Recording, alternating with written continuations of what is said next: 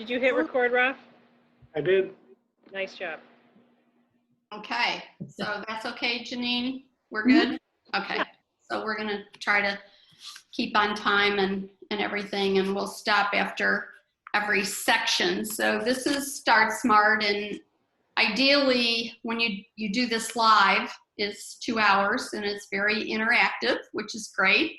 And there's lots of time for Q&A and role play and things like that, which we're going to be able to do some question and answers, but not really the role play. So we give up that, but it's condensed, and so it should really not be longer than probably a little over an hour, maybe an hour and 15 minutes. So that's the good part. So, and then Janine and I are very willing to answer questions. So Start Smart is a licensed program of AAUW, and the American Association of University Women has been in existence since 1881, and it's the oldest women's organization in the US with nearly 200,000 members. Ideally, before you take a pre-workshop survey that only takes a minute or two, if you can, or any students take this after and watch it, it'd be great for them to fill it out, because it gives the people that put the workshop together a little bit of a metric. You also can download a digital workbook. If we're doing this live, then what we do is we actually print the workbook so people can take notes right in it, and it's far better that way. But we're going to do it this way. Now you can see the screen okay? And is the sound good? Okay. Yes. Yes. Okay, so that's the digital workbook, and I encourage everybody to download it, because there's a lot of resources in there that you wouldn't see if you didn't look at the workbook. So it's just a great resource for people. So I really encourage people to look at the workbook. So AAUW has been advocating equity for women and girls through research, education, and advocacy. And research, an example, is putting together all the underpinning work that goes into something like this program. But AAUW has got a very large tome and publications that have gone into supporting how you get pay equity in the US. So, that's the research part, and we take very important topics and do research on it. Education is an example, is this program. Turn it into education and advocacy. AAUW lobbies Congress every week, and lobbies at the state level and at the local level for laws and regulations that promote gender equity. So we're going to have, an opportunity to be interactive as much as we can. If anybody asks a question that's personal, please respect their confidentiality. It's really important. And then I think if you can ask questions, that's terrific. The whole program is geared really toward two things. One is how to successfully and confidently negotiate your starting salary. So what can you do so that you're comfortable doing that? And then to make sure that your pay is commensurate with your worth in the marketplace. And there are 4 steps to that: expressing your value, setting your target salary and benefits, learning how to negotiate, and then we have some role play and practice. And in this case, when we do it with Zoom, you might get a partner, or you might tape yourself, or you might have a friend or a relative that you can practice with, and that's really important, because you have to do a lot of homework to be successful at this. So before I start, it's really important to tell you what the gender pay gap really is and how it affects you. And it is the gender gap in pay between what men are paid and what women are paid in the US. And that's for full-time work. And currently women now are paid 82 cents for every dollar that's earned by a man. And if you break that down by ethnicity, you see the very large inequities. White women are paid 79%, and surprisingly, Asian women on average are paid more than white women. They're paid 90%. And then if you start looking at Black women, they're paid only 62%, and Hispanic, Latino women, 54%. So there is a very big wage gap, and it's more noticeable in minority women. And that's why it's really important as much as possible that we have minority women take the program.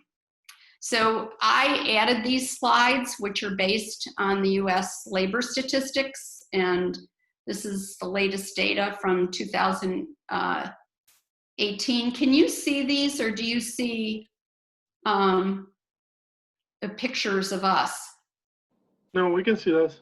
You don't, it's not interrupted? Okay. So I'm going to minimize that so I don't have it. So what this is a graph of the pay gap, but it's broken down by age.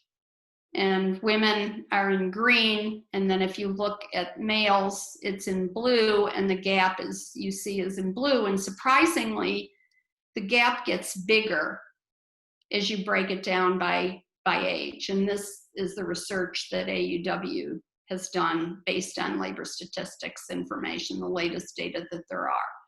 So you can see that you'd think that it might not get bigger, but it does. And the reason is if you start out low, it's like compounded interest, and you get paid less and when you get a certain percentage raise, and then it just grows and grows.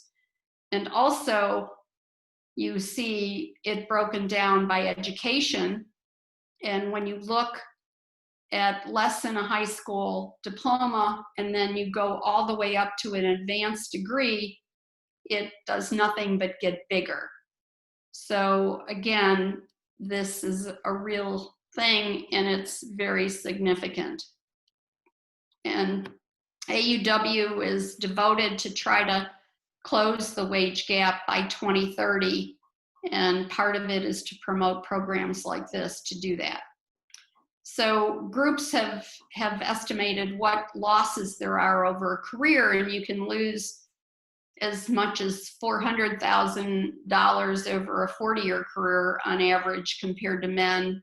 Black women lose close to $1 million over a 40-year career on average, and Latinas well over $1 million. So you can think, well, this is a women's issue, but it really is a family issue. And people have mothers that work, I have sisters that work, wives that work. If they're paid less, the family suffers. And it's been estimated that if you could close the wage gap, 2.5 million children would be lifted out of poverty today. So it's a real thing, and it's really important to try to close this gap. So women are paid less for the same work. They're overrepresented in low-wage jobs, underrepresented in higher wage jobs, well represented in undervalued fields that are support fields, and they're discriminated against because they're viewed as the caregiver and therefore not valued as much. So there's such a thing as what's called the double bind, and the double bind is women are perceived as either competent or nice, but not both. And that's part of the problem. We want to encourage people to be educated on negotiating, is to be both competent and nice, but to be able to understand what your value is and ask for it and be able to articulate it. So This slide is really encouraging people to think about your own challenge in negotiating your salary and benefits. And this is different for different people. Some people are worried about it, concerned about it, fearful of it, or they don't have the information to do it. And I think it's really important to kind of have a soul searching time out with yourself and think about, for you, what are those limitations so that you can try to overcome them. And the way to overcome them is be prepared and do a lot of homework. So we're going to start the program now, and I'm going to just stop and see before we start on the first one, which is how to express your value, and see if there's any questions about that, about the wage gap at all. Anybody? I have a question. Yeah. So, over time, so I was wondering that after years go by, has the wage gap between men, female, and or especially by race or ethnicity throughout the years have increased or decreased despite the age range? Okay, so what you're, yes, the gap has narrowed. When we first started doing this at AAUW, I've been involved for about 5 years. I've taught this in the Anne Arundel County area outside Washington, D.C. The gap was in the 70s, in the high 70s. And so we've inched up a penny every couple years. But if we don't do something about the gap, it would take us 100+ years to close the rest of the wage gap at the rate of change. So yes, it's decreasing, but it's decreasing too slow. And that's why AAUW is stepping up to try to encourage people to get, women specifically, to get more prepared and learn how to negotiate. Does that answer your question? Yes, thank Okay. you. Okay, so we're going to move on to, your value. That's the first step. Know your value. What are you worth, and how do you present it? And everybody knows that you need a resume when you go in the workplace. And there's a whole course I could do, and people have done, on how to prepare a resume, but I'm going to try to give you just a little bit of insight in how to write a good resume and what some of the key components are in your resume. So I'm going to see if I can make this a little bigger. Yeah, I can. So here is a sample candidate resume. It's in your workbook. It's Olivia Taylor, and she's graduating, and she puts her education in a summary. And what you can see right away is a highly motivated, productive graduate. She's expressing adjectives that put her accomplishments and her skills very clear and upfront. So it's an active kind of. Yeah. It's showing the other slide. It's not showing the resume. Oh, it isn't? Mm-mm. Okay. Okay. I can see it, but you can't. Okay. So let me see. Why not? Yeah, minimize your slideshow. Yeah, I'm doing that. Yeah, I'm glad you told me, because I wouldn't know, because it looked good. Now can you see it? Nope. Oh, Nope. that's weird, because I see it. And okay.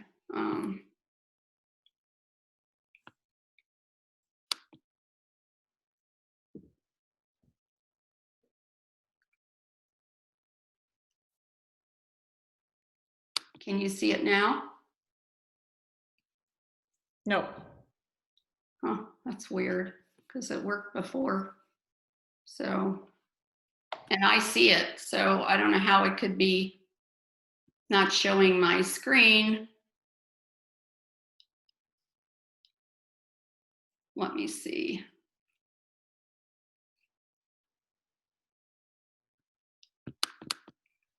Now do you see it? Yes. Now we see it. Oh, interesting. Okay. Well, we'll have to fiddle with that. Okay, so you see that this resume, it's almost written in an outline form. She's using very active words to describe herself, and this is something that new people have trouble with. They don't like to describe themselves. It's easier for them to describe a friend, classmate, a cousin, a sister, but it's not easy to describe yourself. But it's really important that you use powerful words here and active words. She took some short internships and she's maximized those. She's also quantified wherever possible those activities. So it's not just I was an intern, but she tried to quantify how many contacts were there, what the impact was, anything that's a number or any way of quantifying what the activity is, that really helps. And then I think the other important thing is that she uses everything. And this is, again, another limitation that new people make, is if they are in a leadership position for a club at school, for a church, for a community activity, for a sports team, anything that they have done, any experience, include that. It's important to broaden what you're including, especially when you're beginning, because you don't have as much to include. So that's really, really important. And one thing I tell people is to create a note sheet on your smartphone, and jot down things, because it's hard to do it in a piece of paper or a notebook and then remember, where did I put that? But as ideas come to you, if you can jot it down, you can make sure that your resume is as active as possible or as complete as possible. So this is a sample job posting that happens to fit Olivia very well, and she's applying for this job. And you see the job posting isn't really asking for a lot of experience. You see 0 to 2 years of experience, so she would fit. You could have a bachelor's degree in marketing, public relations, or a related area. She fits. It's for a sports team. She was on the soccer team, so it's a good fit for Olivia. But I always point out that one thing that this job description or job posting says is proficiency in Microsoft Office, social media. And if you look at Olivia, she said that she was proficient in Facebook, Twitter, LinkedIn, Instagram, fine. But of course, for her writing skills, she's proficient in other things, and she's certainly proficient in Office, but she doesn't put that down. So one thing that's really important here that I always tell people as a tip is, first look at the posting and then go back and change your resume. Don't write a resume and then just hand it in or mail it or whatever you're going to do, send it electronically. But take the job posting and change your resume to fit it. Because busy people will be looking through lots of resumes, and they're looking for words that attach to their job posting. And I was a general manager, had a lot of people in the group in a big company, and I would have very little time, and I'd be shifting through, resumes very quickly to pick out the ones I wanted to interview. So it's really important to do that. Also, make sure that the most important things are at the top, and then the lesser important things lower down. So that's another thing. So never write one resume and then, you know, turn it in. That's just not the way to go. So let me see if I can get back to my PowerPoint now. Can you see the PowerPoint? We sure can. Perfect. It worked that time. Okay, so what differentiates you? How do you bring value? What skills and accomplishments? Think broadly. Here's something that we do when we do a longer workshop, and that is we write down, you know, some of your accomplishments. But what I say here on Zoom is take the time to write 3, 4, 5 value statements, and we'll go through a little bit about, you know, how to do that. What did you do to make it happen? What role did you play? What are some results? Can you quantify it? And use everything. And when you're articulating these value statements, and these are good preps for going into the negotiation, I accomplished blank using blank skills, which benefited, and you have the answer. So it's kind of like a 3-part statement. I wrote an article for the school newspaper using my communication skills, which attracted a lot of readers or interest. And if you had a number, that would be great, or people that were responding to you. So you can do this without having to be in the workplace. You can certainly do this. So document your accomplishments. It says to keep a journal. I say I would lose all the pieces of paper. I tend to write a note on my phone and then list everything. Think beyond the task, quantify your work. Everything counts. Don't exclude things that you have done. And remember that you're unique. Nobody is going to have the same background experiences as you. So if you tailor, you know, your skills to what the job posting is, you should be in the best shape that you can. So I'm going to stop there and see if there are any questions about this.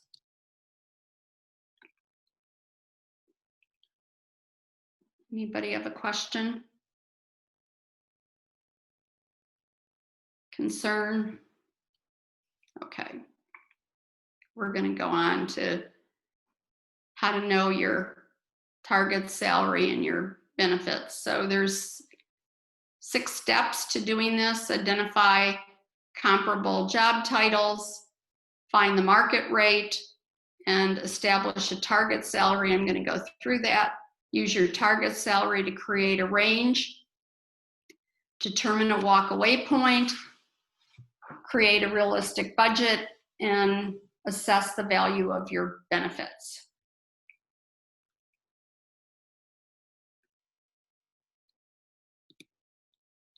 So setting your target salary is your worth based on objective market data. And your range is the range of salary that you're going to be trying to advocate for. And the most important thing about this workshop is that your worth in the workplace should be the bottom of the range, not the middle. You should set the range higher as a stretch above what your target salary is. And then you have to have a walk-away point. I mean, at what point do you say the salary is too low, I can't take this job? And that's a very individual thing. So we recommend you use salary.com as the site in the workbook. There's pages 9 through 10, and it'll have other sites, but the reason we recommend using salary.com is that these data are set by the employer, not the employee, and they're by city.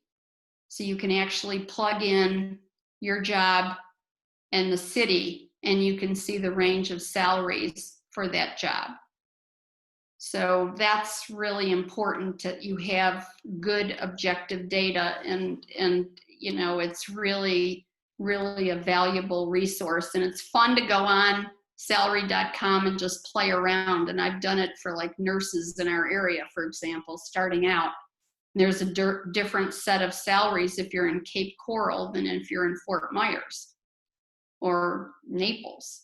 So it's really important when you think about your job, you've got to plug in the city. So this is a job that fits Olivia. And you see that it's an entry-level public relations specialist, 0 to 2 years of related experience.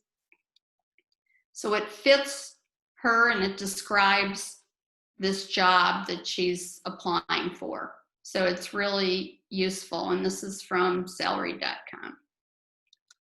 So what do you see when you go there? You see data like this, and this is what we call a bell-shaped curve, and it's arraying salaries for a public relations specialist 1, and this was in the Washington, D.C. area, so it fits the job that she's applying for. And this is what you see, and you see this median salary point at $49,343. And if you remember mathematically, the median is the midpoint in the range. So if you had 7 numbers and you arrayed them from the lowest to the highest salary, the salary in position 4 would be the median. It's the middle of the range. And you use that because if you used an average, it would be skewed by a very high number. It would weigh into the average too much, and somebody could have a really high salary because they had a relative or their family owned the business or something. And, you know, it would just not be as correct or as valid as using the median. So you're always going to see data for salaries based on medians. And you see that there are ranges for lagging companies that are matching the salary, and companies that are leading and paying more. And you have to think about why you might take a position or have a salary that lags the average, because I want to work there. I have a lot of friends that work there. I like where it is. I like the type of work it is involved with, or it's a good stepping stone to a different job. So you might take a lagging job, but at least you'll know what that is.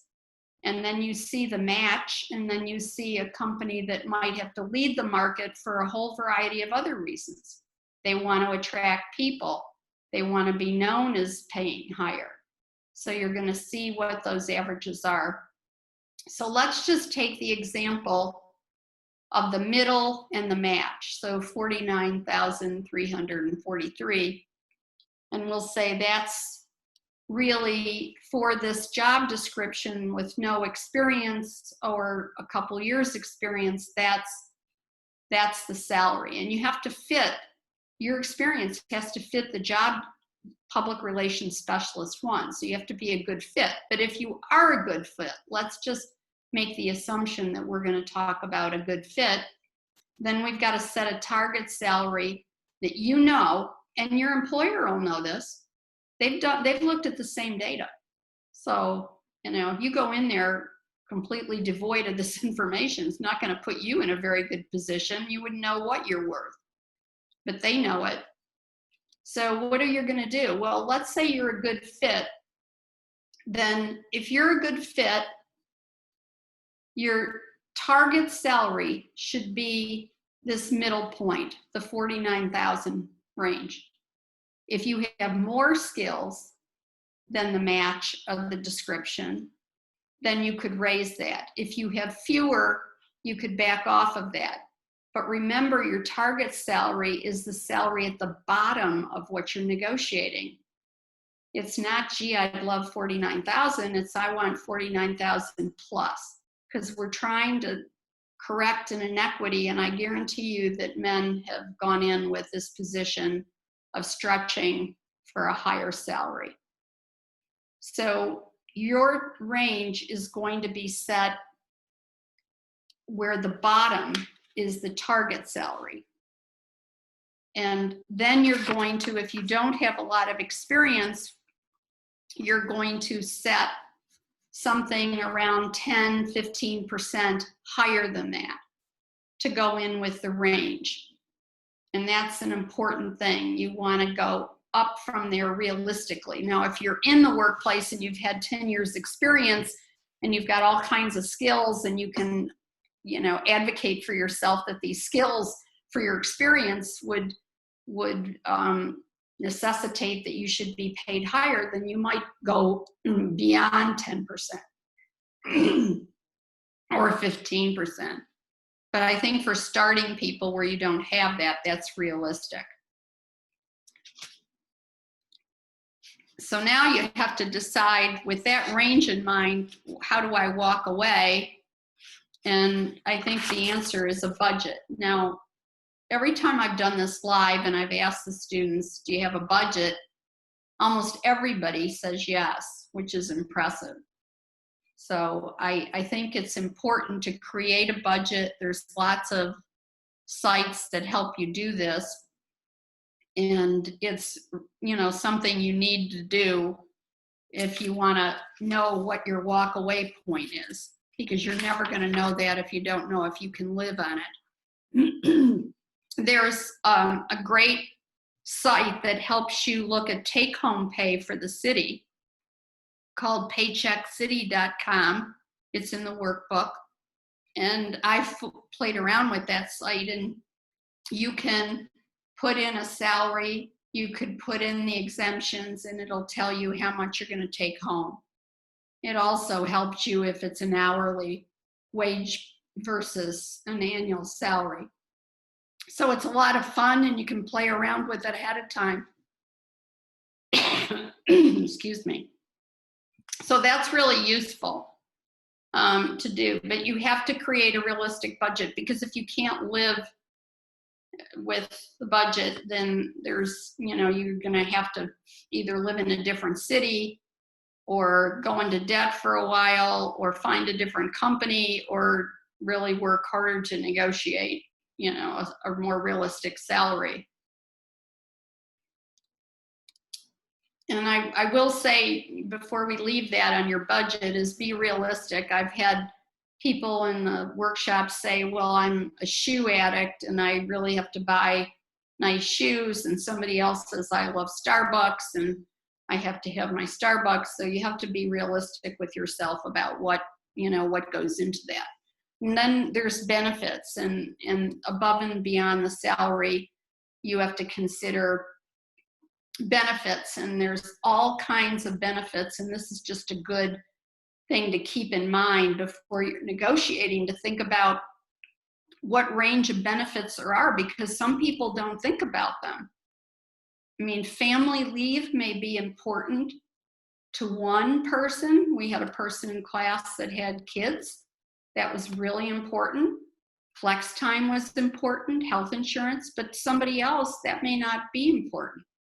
They might want to look at tuition reimbursement or moving expenses or the title that they're going to get, or whether they're going to get sign-on bonuses or stock options.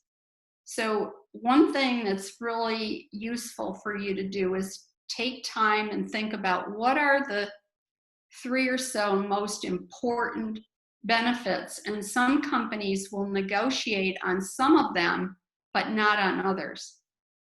They say, now we give everybody this amount, and you'll have to do a little homework to find out if that's the case, because they may say that, but it may not be true. But, you know, you'll have to try to find out from other people that work. But some of these benefits very well could be negotiated.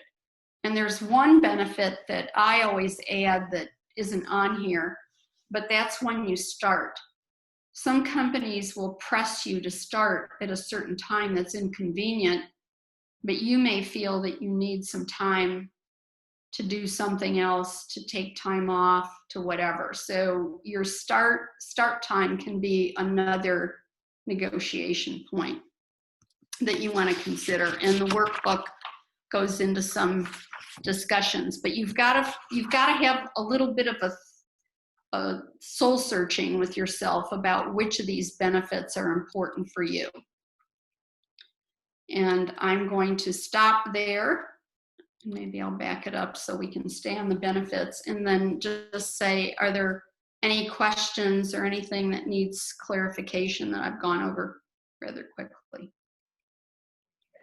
I have a question. Sure. I know you discussed over about negotiate whenever it's salary or having a different start time. Is there like any tips or a way to, like, for someone who hasn't done it, to like know what to say or know how to start a conversation to their boss? Sure, of course. First of all, whenever you're negotiating, it's really important to be not personal, level-headed, and professional in your language, and not personal. You're not going to say, I've got 3 kids or 6 cousins that I have to watch. None of that goes into a discussion. It's very professional, very impersonal. But again, if you soul searched and you have a benefit, you can say, this is very important to me. I would, the salary, let's say you've passed the point of the salary, and now we're talking about a benefit. This is important to me, very important to me. Now, if I've picked you and I hear that, and I'm with the company, I'm going to stop and think about what the person is saying. I want them, or I wouldn't have negotiated an offer. So, it's really important for you to be able to articulate, this is important to me, but you don't need to say why. You don't need to say, my husband's on disability, I've got, a cousin I watch after work. I mean, none of that. So you have to express everything in a personal way, but this is important to me, and I want to discuss it. And then you're going to have to find out, is there some wiggle room there that you can get what you want for whatever it is. It could be tuition reimbursement. It could be a start time. Does that help at all? Yes, thank you. Okay. Anything else? And I think Janine's going to get into this when we actually get into negotiating and how you go about that, because your question was really a great one, but it gets into, now I'm negotiating. I've gone over homework you're doing, homework on your resume, homework on your value statements that you know and memorized, and homework on your salary and what your employer knows about your salary. But now we're going to talk about the actual dialogue. And well, we have a question in the chat too. Yeah, I was going to say, Ashley has a question out there, and I'll take that, Raphael, if that's what you were going to address. Yes. Yeah. Okay, perfect. So before I get into know your strategy, Ashley asked a question on the group chat, which is, what can you do to make yourself stand out when you have little to no experience? Also, is it better to do an internship during or after college? So what I would say about that is, I think the well, it's new for me. Let me just back up and say I've been in banking for 20 years now, down in Naples. My position is a trust officer and a financial advisor. I've worked in banks for the past 20 years. So when I say new format to resumes, I'll just preface that with when I started 20 years ago, I would say that the resumes look much different than they do now. And I think that there's a great way to really make yourself stand out with both your resume and even your LinkedIn profile. I know mine has developed over the years. My strong point in what I do in helping families is that I'm not a traditional financial advisor. My value, I've realized when I go to market and compete against other people that are trying to win business, is that I I'm a caring and compassionate person. I'm a mom of 4 kids. And so I know that my approach in being a financial advisor is very different in what a lot of other financial advisors put out there. So I want to articulate that on my resume. And I think you have to go further than just demonstrating skills. Don't just bullet point, okay, this is what I've done and these are my accolades, but get more into the essence of you. What's your value proposition? What do you bring to the table that differentiates you? And I think you need to clearly state that at the beginning of your resume. I think that's how you differentiate yourself, is really having that value proposition that demonstrates that you have different skills and how you stand out in the marketplace. And people should be able to pick that up and read it and say, oh, well, it should demonstrate your essence. To me, that's really how you differentiate that. And you do that through both your resume and your LinkedIn profile as well. Because, you know, the world's changing now. We interact through Zoom and online ways. So I think you want to find ways to be able to demonstrate how you're different out there. As far as the internship goes, I would say, gosh, as much experience as you can give yourself during or after college, I would say that that's wonderful. And your career advisors probably have more experience to really go into details about that. But I was already working when I got my degree. I did it backwards. I went to work for a bank, and then they offered me financial assistance, and I went back to school and got my degree online. So I was somewhat of a different learner, so I don't have much experience with internship. But we tell people as we're going through this workshop, as much as you can demonstrate your skills, even if it's outside stuff that you've done.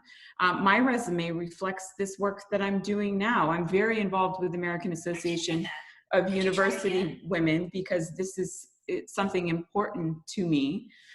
So my Apple Watch is acting up on me. It's very important to me to articulate all those skills on my resume as well. So all the outside work that I do with charities and personal stuff, that I find a way to articulate that. And Judith had a great point. You want to see the job postings out there and then back into how can I use my skills and not alter your resume, because you're not lying on this, but you want to make sure that your skills, that you've had your experience, matches up with the job posting. So there's nothing wrong with reading that posting and then going back and articulating in your resume so that they match up very well. I think that's a great way to do it. Yeah. So Yeah. jump into know your strategy here. Yeah, Janine, I was going to add just a couple things about that, the question too, and that is that even if you don't have an internship that is relevant to the job, so let's take, for example, I worked at Starbucks, and I'm applying for something that is not at all related. How could I use that? Well, what if I was never missed work, or I was always on time for work? It might not be a job that matches the job, but what about the skill? What about showing how dependable you are? What about if I said I helped people, my fellow workers, so I'm a team player? So you could use a not relevant job, but take the skill from it and apply it to something that would be an asset.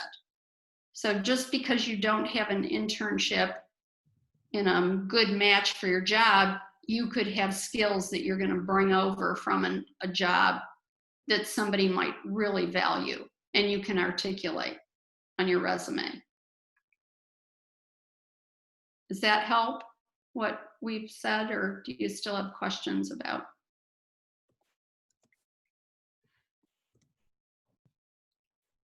Okay. Okay, so I'm going to move on to know your strategy. So this section, we discussed the gender pay gap, we discussed how it affects you and how to help you determine your value by going out there and doing the research and really arming yourself with the knowledge about what the pay scale is out there and what's appropriate for the market that you're looking at. So all of that knowledge will help you then to form your strategy. So, I will just say, I always like to start this section by talking a little bit about imposter syndrome, because I think it's really important for women, because a lot of us women go out there and we look at these job postings and we say, well, maybe I have a couple of these skills, but I don't have all of them, and it causes you to hold back. And men tend to have a different view of this, and there's a lot of statistics that back this up, but men go out there and they look at the postings and they think, well, I have a couple of these things and I'm going to apply for it, and they put themselves out there.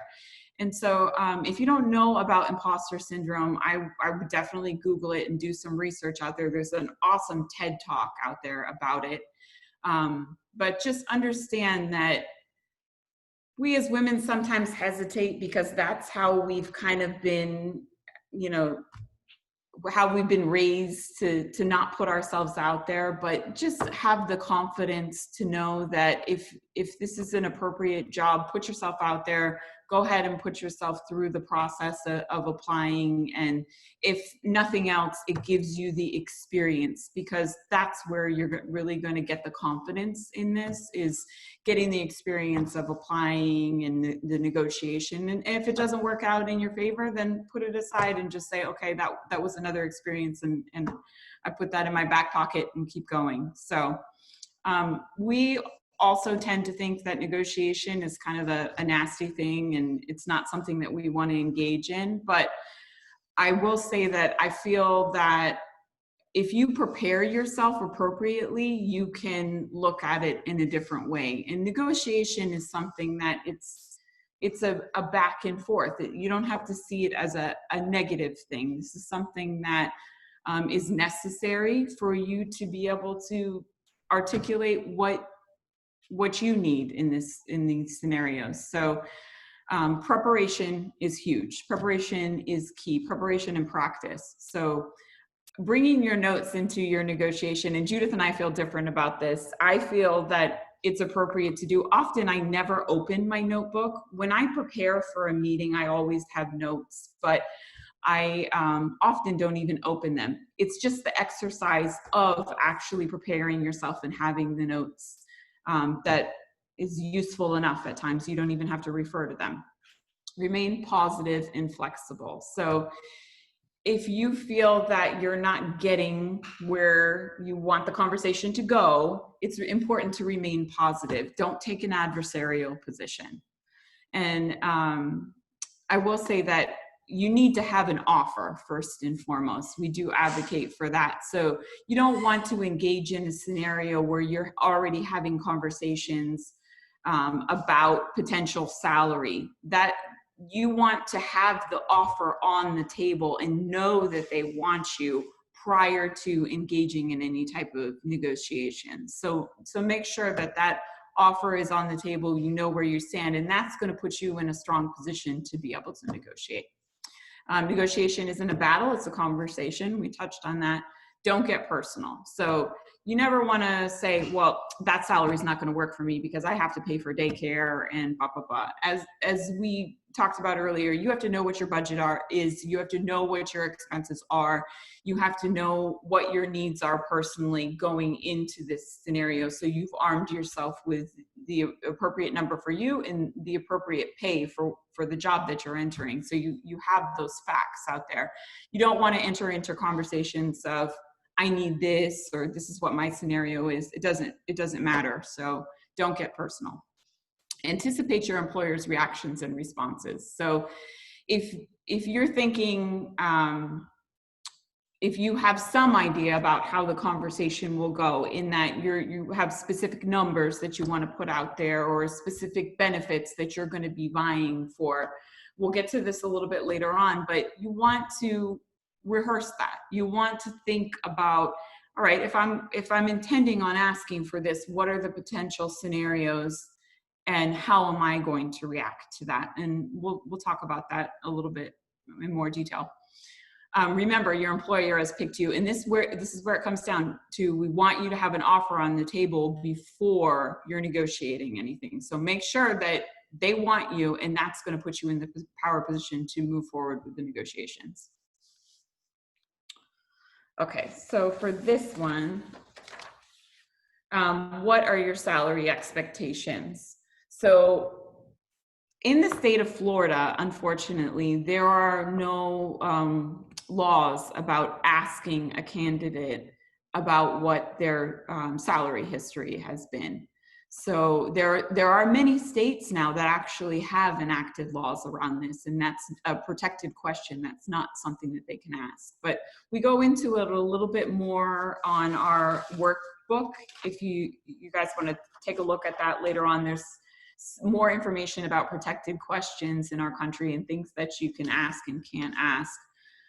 So it's important to know what is allowable, but also try to deflect some of these questions, because you really want to get them to focus on what are your skills, what are you bringing to the table, rather than how can they lowball you and get you into this position.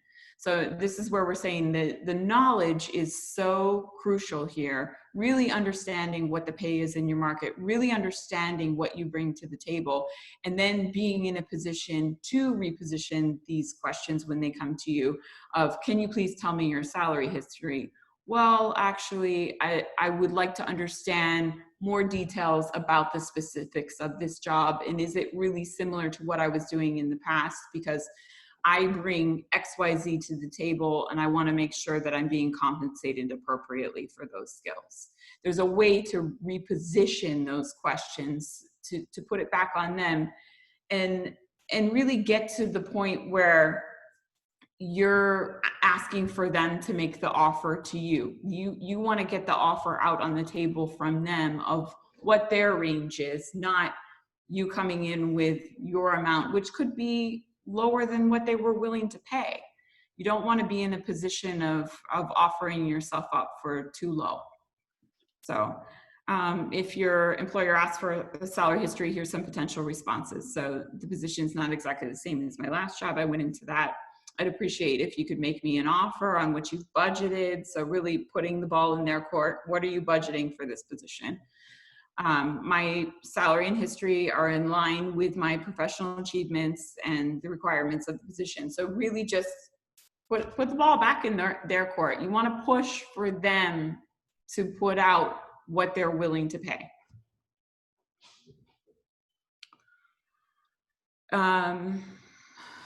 What do we have? Some more responses here. I'd like to see if I'm a good fit first before we discuss salaries. So I'd like to learn more about the role before I set my salary expectations.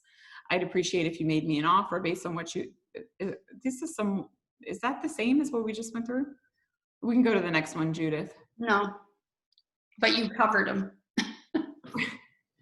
I'm getting used to this presentation now. So here's some responses if they come back with, I don't have a budget this high for the salary. If that's the case, would you be open to working with us to identify a way to cover the salary or a plan for increased funds for next year? So, and something that I really like is if you get nowhere in this negotiation, you really feel like you're being backed into a corner, that you're going to accept a lowball offer for a job that you really want. Ask for the review. Tell them, okay, this is not the salary that I was expecting. I think that my skills that I bring to the table warrant a higher salary, and I'm willing to accept this position because I want the opportunity, but I would like for you to review this within 6 months. Make sure that you can come up with a plan to address this and make sure that they're comfortable with that. And then when you start the position, put it out there on the calendar. Start the position and put a review out there in 6 months, review of my salary. Send the meeting request to your manager and put it out there, and make sure that they understand that you're serious about this and that you intend to address it. So make sure there's actionable skills around that. Next slide. In the future, we have opportunities for growth. So that's something else that we see often, that employers will come back and say, well, yes, this is where we're at with salary, but look at all the growth opportunities that we have for you. And again, it's focusing on making sure that there is a specific action plan to get you where you need to be. So nobody's ever going to come and knock on your door and say, great job, we've decided to pay you more money. This is really going to have to be a process that you drive. So if you are not in the right salary range for your position, you are going to have to drive this process and be able to actively speak to your manager about it and follow up on it. So again, wait until next year. Thank you for your support. I want to continue to align my values. Can we check in again in 4 to 6 months? So staying on it, making sure that there's an action plan around getting you where you need to be. A couple other tips I could add is, when you're negotiating here, you've usually got one person in the room. And depending on who that is, whether it's an HR person or a supervisor, you can always play that person against the person who's not in the room. For example, well, I was really thinking of a salary based on my market research that's higher, and could you ask the supervisor? Could you ask the manager for me? Could you go to HR and ask for the salary because that's a fit for my market research? So you can articulate your value, but the person who's not in the room, you can ask for this person who is in the room to go to that person. It makes it a little bit maybe deflecting the awkwardness if you reach a point where you're not happy. Another thing you can do is you could ask to think about it overnight. I'd like to think about it. It's not the salary that I was, hoping for, expecting for my research, but I'd like to think about it overnight. So don't feel like if it's getting tense that you have to carry this on. Then you can ask for a timeout. And you could actually combine those two tips and ask them to go to this other person who's not in the room and do it. And then the other thing I'd add is I always lead with a positive statement before you ask for something. I really like the company. I love the people that I've met. I really enjoy the kind of work it is. Just think of 4, 5, 6 positive statements that you could have and be ready with 1 or 2 of them to throw those out before you ask for something, because it makes the person feel good. And it also makes them feel like you really like it. You like the job, really love, the kind of work. I really, I'd like to work here, and then you get to what you really like. So those are just some additional personal tips I'd have. And then, That's the job. Now what? So that's where the benefits come into play. Once the offer is on the table, you have an offer letter in writing, and that's crucial. Make sure that everything is in writing. You don't want, if somebody calls and makes an offer to you on the phone, which is very typical, they might call and give you all the details, but don't consider it done until you get the offer letter in your email that's got all the specifics in it, because that's very important. So the benefits are obviously important as well, and that's something to negotiate with as well. I recently took a new job a few months ago, and I had some sales pending in my last position that I was still waiting for my commissions on, and I was able to use that as leverage to get a nice sign-on bonus. So always be thinking about, what you're bringing to the table and where does it add value, and how can you use that to negotiate your position at the next job, and understand where these things align in importance to you. As I described, when I started at the bank, I was looking to finish my degree, and they had a partnership with Hodges University, and I was able to get a 20% tuition discount, and I got a $5,000 tuition reimbursement. So to me, that was an important factor to consider. I was making $30,000 at the time as a salary. It was an incredibly low starting salary right out the gate at the bank. But the added savings on my tuition and the $5,000 a year are huge. So it's important to consider those things as well. And just as a financial advisor, I will say we touched on budget earlier. I can't stress to you enough how important it is as young people going out there and starting in your first positions. Always pay yourself, your older self. A lot of younger people don't think about the person you will become as you age, but it's important to understand that you have to pay yourself first. You need to be thinking about your retirement funds and savings. First, setting up an emergency fund, and next, setting up retirement funds.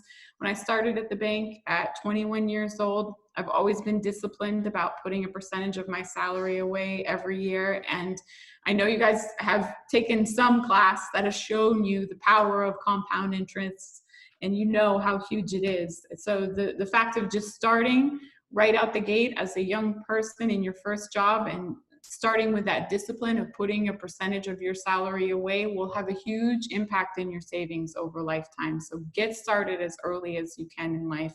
Even if it seems like a very small amount, it's going to add up over your lifetime, and it's going to make a huge difference. Can't stress that enough. Okay, next slide. Get it in writing. And I already touched on this. You know, if you get an offer, you want to make sure that it's followed up with the offer letter. It's not a formal offer until you have it in writing. You want everything in writing. Okay, practice, practice, practice. So normally this is the section, if we were in person, we would break into partners and we would do practice, because like anything, you have to practice this to give yourself confidence and to be able to go in there and negotiate with a level of confidence. So make sure that you set it up perhaps with somebody else that you trust. I have always had a mentor in my life, even from when I was in college and beyond. It's still the same lady today that is one of my best friends in life.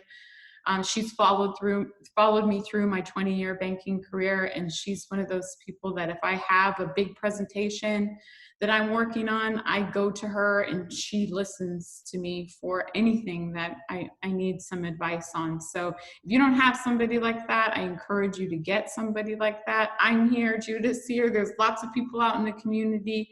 Find somebody that has the professional resume that you're looking to build in your life. Find a woman that's 20, 30 years ahead of you that's doing what you want to be doing, and be friends with her and go out and seek her advice, because that is going to help you immensely.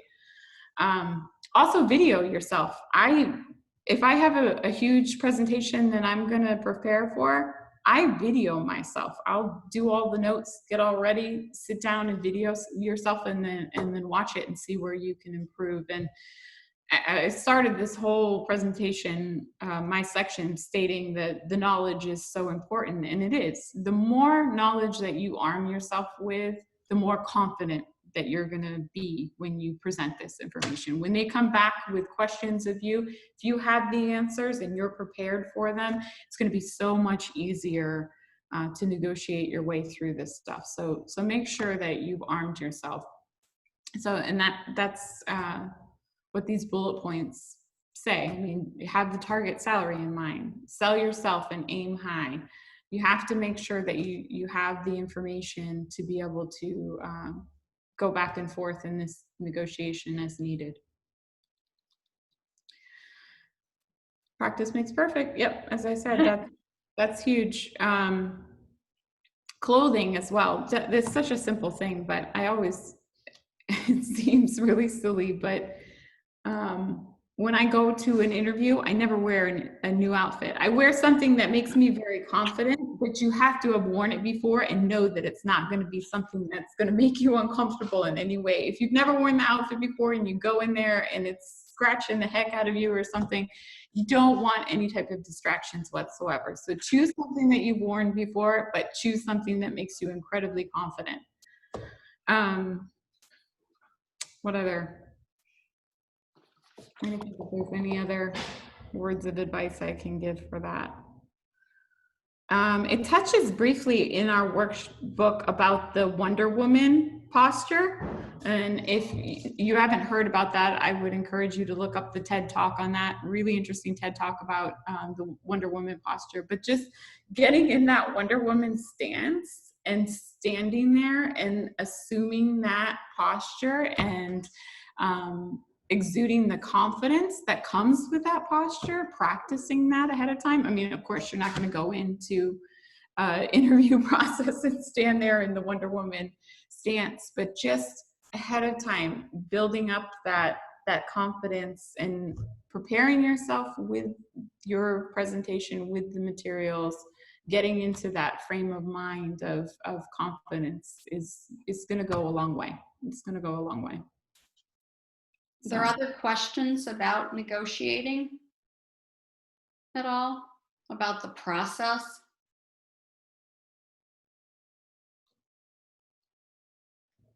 Well, we're right on time, and I just like to finish by giving you if you can take a screenshot of this, that would be great.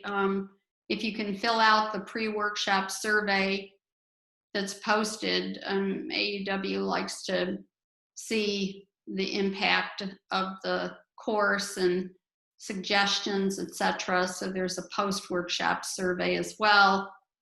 There's again the link to the digital workbook, which you can download since we're not giving it to you in hard copy. If you would like to join AAUW, you can do that for free because FGCU is an institutional member, and I would encourage you to do that. It's really great to say you joined early, and the students are going to be hooked up to e-information that you can get. So that's great. If you want to come to our branch meeting, we meet during the year from October all the way through typically May. And then we have some groups that meet in the summer. And we have social opportunities as well as programs. And any questions can go to Janine or myself. There's our emails. And also for the women students that are actually taking this today, and I don't see if we've got a few of you, if you can, maybe we can get, Rafael, a list of them, or you could take a screenshot of who's on.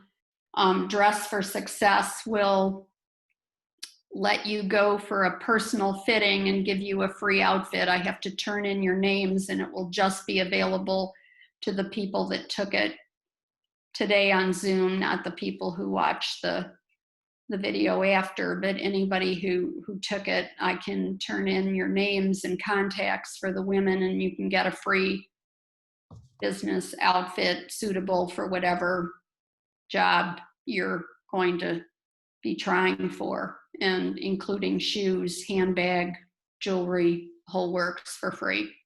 Judith, we just had a question Sure. from Ashley. She asked about AAUW. She joined a little bit later and didn't hear about AAUW. Can you just give a rundown about our organization again? Sure. Let's see if we can actually, trying to see if I can back this up and everything. But AAUW was started in 1881. It's one of the oldest organizations, women organizations in the US, and has nearly 200,000 members in the US. And it's started with women in academia that realized that they were being discriminated against. And AAUW is focused on advancing equity for women and girls through research, education, and advocacy. And research, they underpin the research that goes into putting on programs like this, to advocating laws. You have to have really sound research, and there's very significant research that's on sex violence at campuses, on pay disparity, on student debt disparity. So a whole range of issues for women. And that leads to educational programs like this. And then it also leads to advocacy. And AAUW lobbies Congress every week, and it lobbies at the state level and at the local level to change laws to reduce gender inequality. So what we do here locally to combat these issues are these type of programs. We want to help women with their negotiation skills. So we have a couple different programs like this Start Smart to accomplish that. We also raise money locally for scholarships, and we have scholarships for women that we give out. Some FGCU students are awarded funds. We also have a reading program for at the elementary school level. So those are just some of the ways that locally we make this impact for women. Yeah, and I don't know if that answered your question. Also, I would want to tell you that 2020 is a milestone for women, and it is the year that the 19th Amendment was ratified, giving women the vote. So to all your women friends, your women relatives, you know, cousins, sisters, tell them that this is a milestone year if they don't know that, and really stick with it and try to, you know, correct the inequities that exist. I don't know if you saw this chart, if you were on when I showed the wage differentials between various subgroups of women and white males. So it's really the whole purpose of this program. And also, there's a program at AAUW.org, which is national, which is called Work Smart, and it's a video. And it's very, very short. And I encourage everybody that takes this program at Start Smart to look at the video, because it has a woman negotiating with her older white male boss for a pay raise. And you can see the back and forth, and it's really good. She sticks with it. She's articulating her value statements. She doesn't back down. And it's really good to watch something like that. So it's a real role play that you can watch with actors. So I'd encourage you to go to AAUW.org and just hunt around. You'll find it in the university programs, and it's free. I got your email, Ashley. Thank you for that. Yeah. Are there other questions at all? I'm going to put, there's the link for Work Smart. That's the free online training program where you can watch this short video and watch the woman negotiating. I'm going to put this back up. And I don't know, I don't see the chat, so can't see if there are any other questions. No other questions right now. Well, we're right on the money. I said it was going to be about 75 minutes, and I think we made it. If there are other questions and you'd like to send them in, and if you could, Phil, note down the women who would like the Dress for Success. I'm writing down those emails now. Oh, I was going to email them. Okay. Oh, thank you. Yeah, I'm writing them down as well. Okay. I'm going to see if I can get back to seeing those, because I don't. But anyway, yeah.